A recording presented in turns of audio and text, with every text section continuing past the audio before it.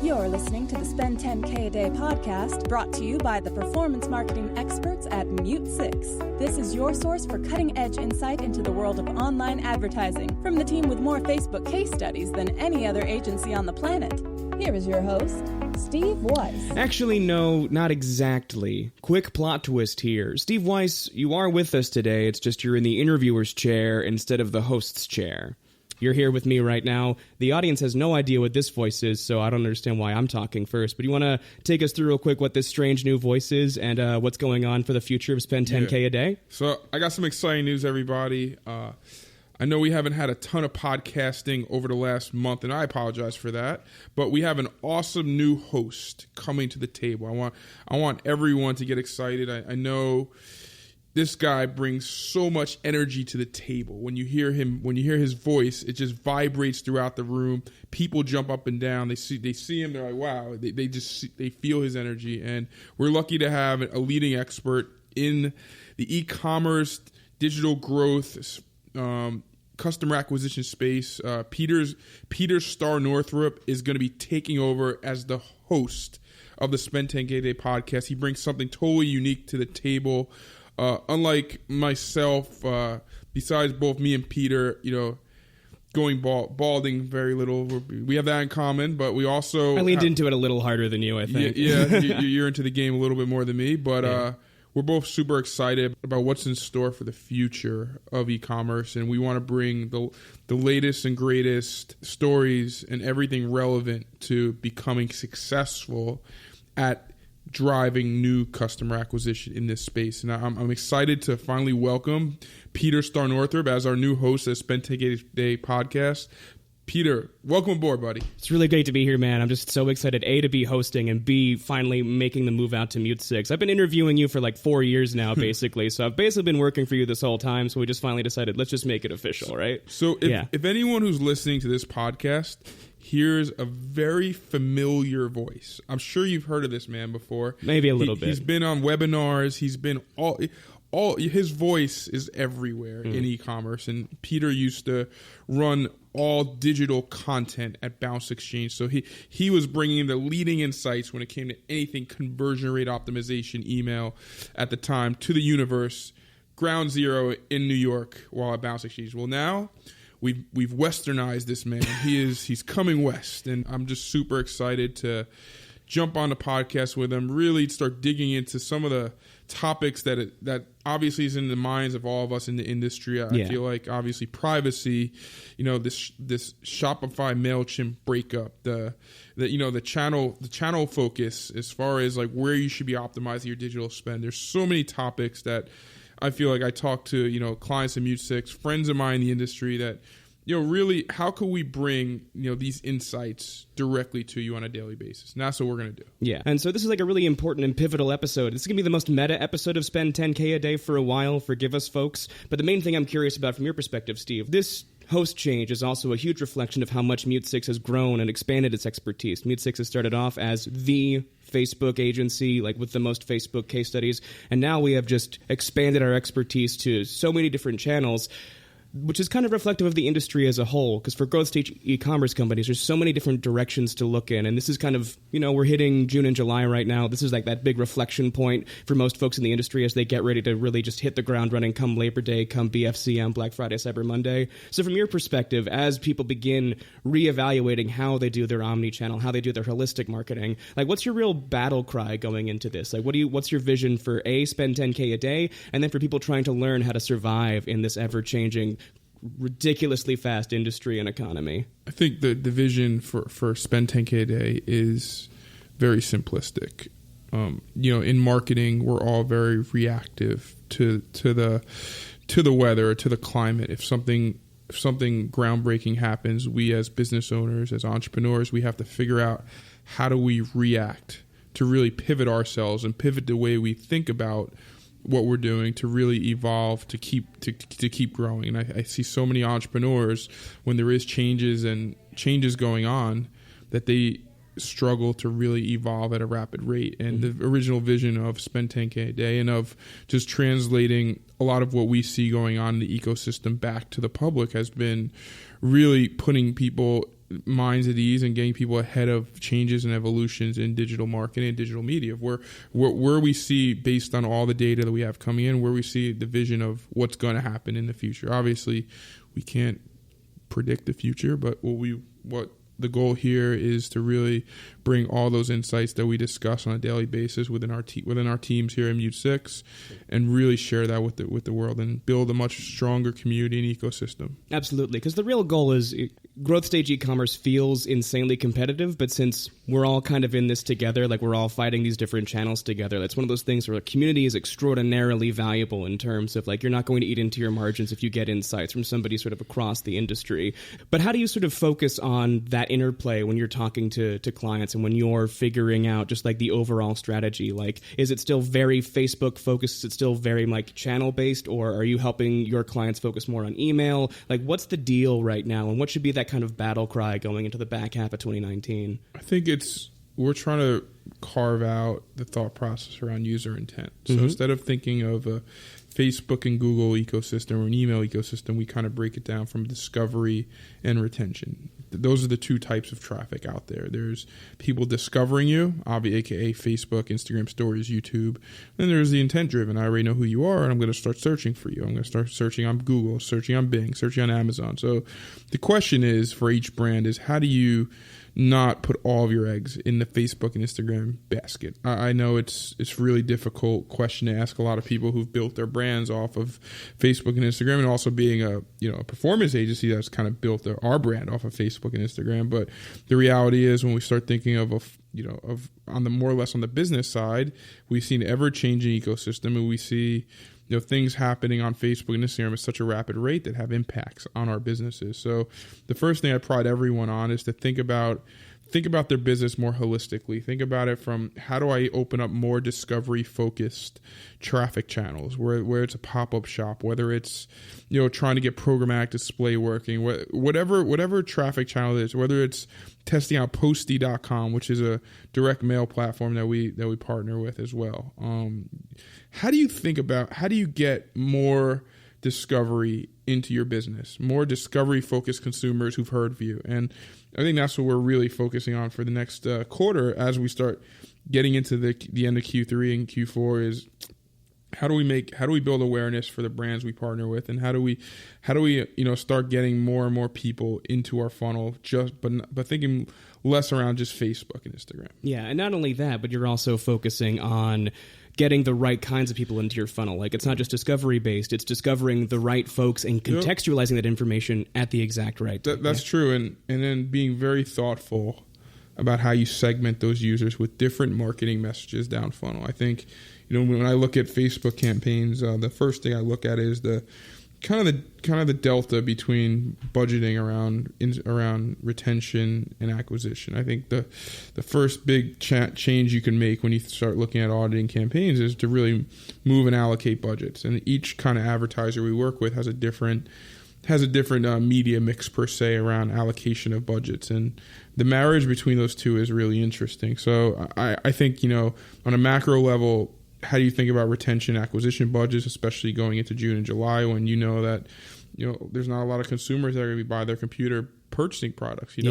E-commerce takes a hit, and June, July are some of the slower till we get heading up into July 4th and heading up to Labor Day, obviously, where is a big moment for all of us. But heading up into those holidays, historically, e-commerce slows down. So how do you engage people with content? How do you engage people with a unique message where they remember you and you're able to garner first-party data from them to really start thinking of building, a retention system around these users? Yeah, LTV is always going to be the name of the game. But what I love is how it used to be that the only thing that got you LTV was email. But these days, the targeting is getting so advanced and so nuanced that LTV is kind of an omni-channel experience now, and that's something genuinely exciting. We're really excited to see how Messenger and WhatsApp are going to play into this now that Facebook's making this huge, almost tongue-in-cheek, feels like privacy push, right? It's crazy. It is insane. Like, when you think about that, when you think about sort of the regulatory pressure even to break all of those folks up and have Facebook, Instagram, and WhatsApp just be their own separate entities,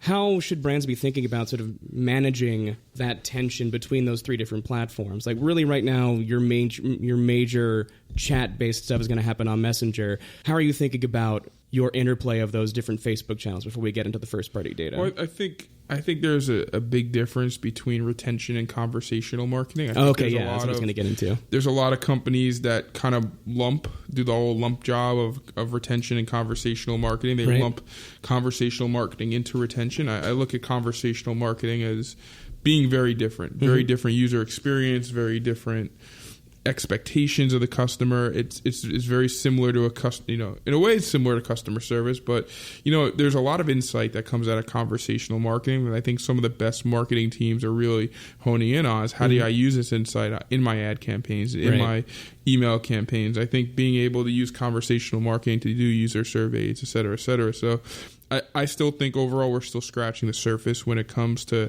leveraging conversational marketing. Some great companies like Octane.ai and have done some amazing work as far as giving brands the tools to be successful there. I want to throw Headliner Labs in there too. They also are an amazing company that is helping out with conversational marketing. Just a real fun company. It's like the smartest people in chatbots right now. Oh yeah, and there's a lot of I would say there's a lot of high IQ people going into the conversational marketing side. And that's just not Facebook Messenger, but that's text message. That a lot of things fall into that conversational marketing. But and like to real quick define our terms just for everyone catching up. Conversational marketing we're talking about within the mediums of like Facebook Messenger, WhatsApp, text messaging, right? Correct. Or even on-site like via services like Drift or Octane, honestly. Exactly. Peter hit the nail on the head. So that's how I think of conversational marketing. But getting back to Facebook and Instagram and Google, with all the privacy legislation, I think it's not a surprise. I think if you're a marketer and you're listening to this podcast, you knew something was going to happen. You knew that from a PR perspective, you knew that they had to do something. It was just getting out of hand and from a PR perspective, and they were going to do something. And I don't think this is a surprise. I think that allowing people to kind of opt out of being tracked in a specific way is going to help gain the trust back of users. And I think I know a lot of people think, it's going to hurt my campaigns. Facebook's going to have less data. I think as Facebook evolves and becomes a more user-friendly and more transparent platform, it's going to help us as advertisers. It's going to help us really get, really leverage the platform even more. And I think that it's a good thing. I think overall, and the question is always like, how many users are going to actually do this? I don't know. Like, what is the traction of this new tool? We don't know. We as marketers, we don't know. But what I could tell you is that this is a big priority for Facebook, and it's also a big priority for Google. They need to do this, and it's finally time. So I would say that we're watching very closely. We're going to continuously analyze it on this podcast to really understand the impacts that this has across the wider e-commerce ecosystem, and it's to be determined. And this is something you and I have been talking about for years. Like last year when we were all panicking about sort of the new Facebook ads transparency, all that really did was help out folks who were already doing healthy marketing practices and sort of expose folks who were doing the shadier stuff, sort of polluting the ecosystem. So all of these changes have always been a positive for e-commerce companies because it encourages you in the right direction to make more healthy business decisions rather than just blowing up your list for no reason and not really driving any value from all that acquisition. So what I'm loving is always this interplay between acquisition and retention and how e-commerce companies think about it. But you've mentioned one of these things that's really important is getting your first-party data as well. Like you already have these customers and you just keep buying them a slice at a time from these platforms. And the real place to actually own that conversation right now is email. So I'm curious as you sort of think about sort of this holistic perspective in both conversational and regular marketing in the email medium, like what are the major things that are really exciting for companies to think about as they get their email sorted out, like both capturing new leads and really owning that conversation via the inbox? I think, first off, I want to say that it's obvious not every user, not every customer, not every person is the same. I think, more so than email than anything else. But even behind the Facebook wall, per se, Facebook does people-based marketing. So they have costs associated with reaching specific sets of customers. And likewise, on the email side, not every consumer is equal. So it's become a lot easier with tools like Just Uno to really build lists, to really take audiences and turn them into emails. I think it's been a huge boost to the ecosystem that has to a place where you used to buy email lists and send out to them. Now you could easily drive traffic to a website and convert them into those emails those users into emails. So I'd say the number one evolution I think is going on in email is to really get some advanced segmentation, is to really attach ROI to every user that puts in their email, and exactly, really, even attach demographic information. I think some of the more sophisticated advertisers are really partnering up with the Axioms and partnering up with some of these third-party data sources to really understand the demographics of customers that are putting in their first-party data. So I think it's only going to get smarter. I think in the next year or two, you're going to start seeing that, what's available to enterprise, which is, a high level of sophistication on the CRM, which is, highly thought after, data attached to each email record. You're going to start seeing a lot of that stuff that's going to become available to more disruptor D2C brands that are growing. And I think email is going to get a lot more sophisticated. Besides just setting up your drips, setting up your segmentations, and you have your automations, you're really going to start seeing companies take it to the next level and really start doing an up level of personalization inside of email. Really start seeing that, if you haven't bought a product in 15 days, if you're, in this part of the country, you're going to get a specific message. So you're going to see a lot more higher end segmentations, which are all going to be focused around ROI. And the most important thing too, if you set up your website right, if you set up your CRM properly, you get so much of the deterministic data you actually need to convert somebody. If they come in on a product page, the kind of messaging you need. If they languished on a category page, exactly how to re-engage them or how to offer that sort of email conversation. And these contextual moments, there's so many of them and they're so easy to iterate off of. So one thing that's really exciting right now too is this Amazon attribution beta. We've been talking a lot about how Amazon is kind of taking over as its own sort of channel, it's the new search engine really, if you are in e-commerce, if you're not products, for products. So out of curiosity, how do you think that's going to affect the industry moving through? Because this is going to be the time to experiment with it right now as soon as that beta goes fully live, which I don't think it is right now. No, it's not fully live. I mean, but you got that insider access, of course. The Steve Weiss connection. Yeah, I think the reality is Amazon is an animal. There's a lot of companies that are trying to figure out how do you leverage Amazon for benefit of the brand. And I think it's a big question mark for a lot of brands. There's a wide hesitancy to list products on Amazon. There's still a lot of fraud. There's still a lot of bad people on there that hurt the brand, whether it's ripping down SKUs and repricing them and re-uploading. There's still just a lot of fraud on the platform. A ton of drop shipping happening as well. Tons of drop shipping, tons of private labeling. I think that if you have a great brand and it's selling and you're doing great on Shopify and you put it on Amazon, you're worried that you're going to increase competition. Yeah, to yourself. Yeah, you're worried that you could since cannibalize your brand. But I think that mentality is subsiding a little bit, and I think that brands are now trying to figure out, how do I work within the Amazon ecosystem to drive growth, to drive value to both the consumer as well as value to the brand. So I think it's more and more important to be on Amazon, whether it's not all your SKUs or it's a couple of SKUs, but it's almost like how it used to be with Google search. You have to be there. Yeah. You have to be indexed for these brand terms, because if you're not, and people can't find reviews on Amazon, they can't find your product,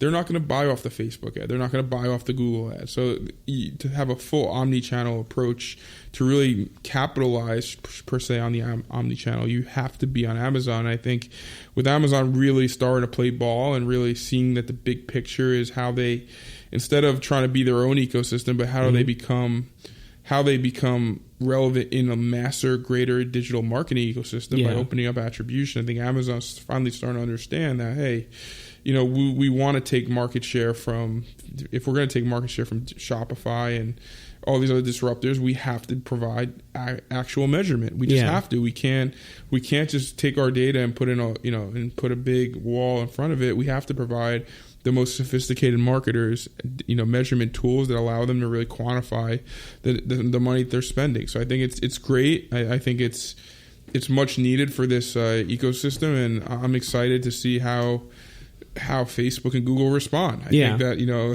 we're just small peas in the pod. As much as we think we're very important, we're not. I'm not. I'm just. I'm a cog in the tire. But what I'm fascinated with is I'm fascinated to see how these other traffic channels really evolve to the times, and I think that's what we're going to start seeing. Hell yeah.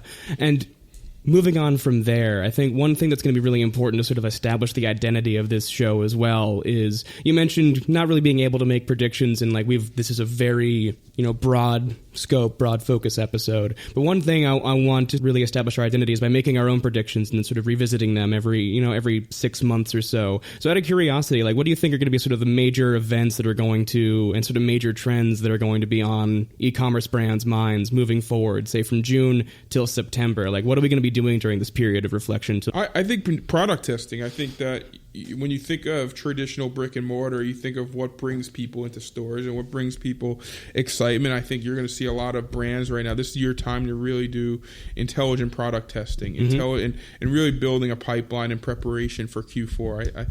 I think the reality is these won't, for most companies, these aren't the big, unless you're in the swimwear business. These aren't going to be your best months. So I think product testing and really capitalizing on insights that you have from reviews, and really, starting to think of, holistically about what it takes to build a creative infrastructure, a content calendar per se, to really prepare you for Q4 and the velocity of creative that you're going to need. I think these are all things that, brand managers and, VPs of marketing are really starting to think about as they prep, as a super early on prep for what Q3 and Q4 will hold for this year. Yeah, one thing I love about July is it's always like the quarter of content marketing. I just love how content marketing becomes the only thing you can really do. Just like get as much editorial out there as possible and try to get as many people in the funnel as possible. So all of those really cool and experimental ideas come to the forefront. And I'm super jazzed to see all of them. Start direct link. A lot of brands are direct linking to content. They're really starting to think about how to get a user into decision cycle of buying their product. I think e-commerce is, it takes a lot of pages off the B2B books. It's like they should. You want to get right. You want to get a lot of people into that phase of preparation. You want to get them to read and consume content. I think some of the stuff we're doing around video is really, I feel like, is really unique. We're really thinking about optimizing around a post 3-second video view. Sharing that insight back with our creative team, building a very data-driven creative process. I feel like, and that's what a lot of brands, besides brands that work with us, I think that's what a lot of brands are really thinking of is the measurement of consumption. I think consumption is 9/10 of the game right now, and it used to be brand marketers used to be the only people who thought about consumption. Well, now we all have to. Direct response marketers are really measuring consumption. I think this is the time to really change your culture and change the narrative in your marketing department, to really start optimizing around consumption, because consumption is the key to success in the future. Because the only way to build the connections necessary to make these actual purchases, like, you have to be able to convince somebody, and it's always going to be this sort of like multi-layer process. And there's really no such thing as impulse buying anymore. Nope. Like, it's an impulse, but you started that conversation months ago. Yep, and these are all social signals. So remember, the more you're able to drive consumption, the better rates you're going to get on ads across multiple platforms. So if you're really good at content, you want content to be in your DNA. I think a lot of these new disruptor brands, creative is in their DNA. That's the the success of them is it's who we are. Our messaging is important, our brand's important, but creative and doing creative that really fits a consumer demographic, that really talks to the right consumer, is in our DNA. And I think that you're going to start to see that a lot of these bigger brands and a lot of smaller brands are really going to try and make creative a part of their DNA. One thing that's really exciting for me about that is just the really awesome innovations that we've been doing in terms of video. So what if like we have this really burgeoning and awesome video production process, creative for all of our clients. You have a shit ton of data just in terms of what works and what doesn't, because it can be so nebulous, right? So I'm curious, like, what have you been seeing on the video side that works? I think it changes from industry to industry. Really? I would say, how we do creative for a beauty company, a makeup company, or hair company is going to be a lot different than how we do for men's apparel brands. So I think it really changes. I think obviously with Facebook not having sound, the text overlays are very important for the Facebook platform. But on YouTube, there's sound. So what do we see on YouTube? We see that people are watching more content, and people are more open to watching a 15-minute commercial or 15-minute. We're seeing that some of the content we're creating is really fascinating for the YouTube audience. That really drives consumption for long periods of time. It used to be that they had to be 2 to 4 minutes, and now the YouTube algorithm is driving people to make these amazing 10-minute videos. It's crazy, and I think like there's the bite size, and the YouTube and Facebook, consumption rates and the behavior is very different, very unique, but also very similar. So we're seeing we're really trying to measure a lot of that. But I think that what you'll see over the next 6 months is that the delta between the brand video and the direct response video is growing smaller and smaller. What works to drive direct response is also going to be very brand focused. So I think that the evolution of this is that, the branding agency or the old school brand focused people are going to really have to get their head around data, because the expectations of a lot of the leading e-commerce brands are, when they start hiring service providers for creative, is that they want both a brand focused video and a direct response video. And we're seeing that as marketers, as being a creative agency, like we're seeing that every single day, that's the expectation, that we don't just want a brand video, we want to sell product. We don't just want to sell product, it has to be brand focused. And I think that's really interesting. It's a really strong interplay too. Like, it's amazing how you make that happen, how your products become your brand and vice versa, and how that becomes your voice as you discover your audience. And I've just loved talking to these growth stage e-commerce companies and seeing these moments of discovery where you figure out how your product informs your brand and how your brand informs your product and how you navigate that tension, which kind of just is the whole main idea of this episode and sort of this new direction with 10K a day. Like, you're going to have all these different tensions pulling at your process, like all of these different kinds of data that you have to make sense of, all these different segmentations you need to build out, sort of all of these different new balances you have to assert when it comes to how you're making your spend and how you're going to grow both intelligently as well as quickly enough to sort of stay competitive in the industry. So I'm really excited to navigate all of that with you. The overall, I think it's really important to harp a little bit backwards and to say the overall goal of this podcast. Me and Peter, we talk about this a lot. Running digital marketing campaigns and working in digital marketing, you're consistently feeling like the proverbial Monday morning quarterback. There's always someone telling you what you should and shouldn't be doing. Right. And we want to simplify this process. We want to simplify how you grow a team. We want to simplify all the stuff people are telling you. We want to bring actionable insights and feedback to make simplistic decisions based on the ecosystem. And I think it's really hard to make simplicity. There's a brilliance in simplicity, and that's what the goal of what we're trying to do here. And I think that's the vision of where we want to get to, is that we want to make decision making simple. We don't want it to be tedious. We don't want there to be so many different variables. I think there's a lot of people in this ecosystem that really try and make it difficult, really try and make it seem like you have to be a rocket scientist to do this. I'm not a very smart guy. It might come as a surprise. I try and make things for my team simple, because I don't understand very complex things. If I don't understand it, then I'm probably not going to do it. Totally get that. So one of my major goals here is to make it as simple as possible, but make it simple to find your path, not necessarily be the deterministic right answer. Either way, Steve Weiss, it's been awesome sort of like doing this very meta episode with you, man. I'm really excited to take the reins. You got any final thoughts for our audience before we make this full transition over to the Peter Starr Northrop hosted version of 10K a day? Just remember, guys, his middle name is Starr. With 2 R's. Double R Starr. Yeah. And I'm excited. Peter's very enthusiastic about e-commerce and about growth. And the moment I met him on the Balance X podcast, we definitely had a deep connection. We had a lot in common, just in terms of our vision of where e-commerce is going, and really wanting to provide data and insights to people. I think there's a lot of sugarcoating going on in this business, and data is the tell-all. I mean, data doesn't lie. Yeah, but I'm really excited, even more so, to be talking to this audience now. All these folks really focused on growth, everyone trying to really understand how to make money online, and that's what we're really going to sort of make sure this happens. We're going to, help you spend 10K a day. Either way, Steve Weiss, thanks so much for your time, man. Audience, it's really awesome to, be introduced to you. Just so you know, this episode was produced, hosted, and voiced by me, Peter Starr Northrop. Our former host, now editor-in-chief, is Steve Weiss, CEO of MuteSix, and our executive producer is Surah Hart. And again, folks, if you enjoyed this new style of 10K a day, feel free to subscribe to us on Apple, Stitcher, Overcast, wherever fine podcasts are sold. You can also feel free to engage with us at mutesix.com/spend10K a day. Either way, folks, thank you so much for your time. And as always, we like to leave you with peace, love, and ROI. Everyone be well. Thank you so much.